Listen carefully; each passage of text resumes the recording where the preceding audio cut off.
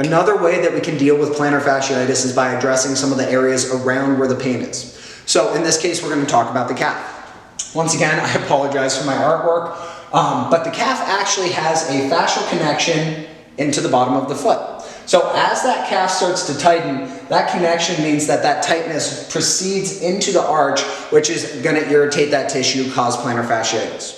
So this sequence is going to use foam rolling and stretching to get that calf to loosen up, release a little bit, in turn meaning less pull on the arch and plantar fasciitis be gone.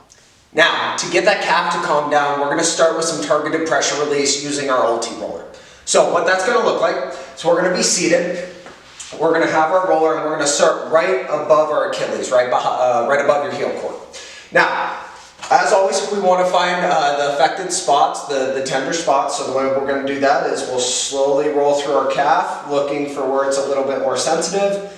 And right there, I found it. Okay, I'm on a spot that is a little bit more tender than the rest of my calf, which tells me I am on a knot that needs some love. So now that I'm on that spot, as always, we'll take some deep breaths, we'll relax, make sure that calf isn't too tensed up, and then we will go through some contract relax.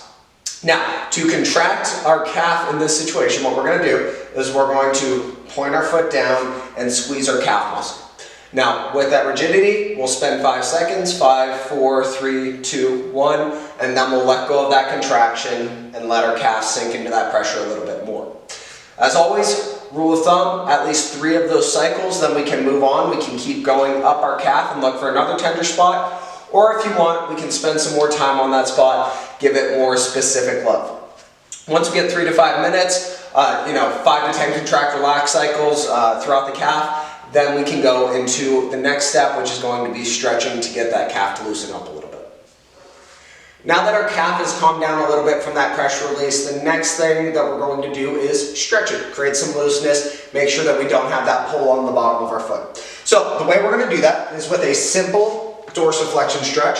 We'll use our foam roller for this. You can use any kind of incline platform, a book, a board, but I have my ulti roller here, so why not? So for this stretch, the way we're going to do this, we're going to have the ball of our foot up on the roller and our heel on the ground. The final piece is we're going to keep our knee locked out, and to find end range, we're simply going to push our hip forward. Now, as soon as I start pushing my hip forward, I start to feel that stretch in my calf. I'm going to find my end range, so that's as far as I can go without my heel starting to lift up off the ground, and that's where we want to be.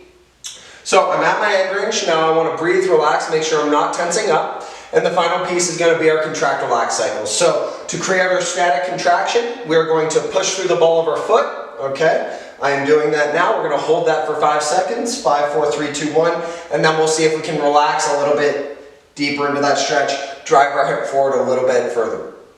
Now, after 30 seconds of pushing that stretch a little bit farther in that relaxation cycle, then we can go back into our contract, press down through our foot, 5, 4, 3, 2, 1, back into the relax, and as always, we're going to get a minimum 3 of those cycles, but if you can spend more time in that stretch, it's going to help.